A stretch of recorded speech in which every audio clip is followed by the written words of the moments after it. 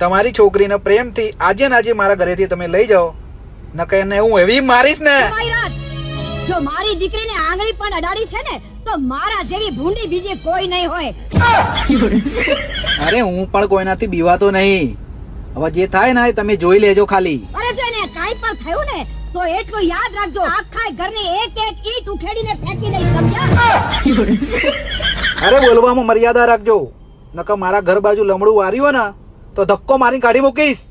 મને ધક્કો મારશો તમે? અરે જો મને ધક્કો મારશો ને જમાઈરાજ તો આખા મલકમાં ધરતીકંપ થશે, ધરતીકંપ. અરે સાસુમાં ઠંડા પડો યાર, તમે તો યાર જબરા શરાબનો બાપ આલવા માંડ્યા.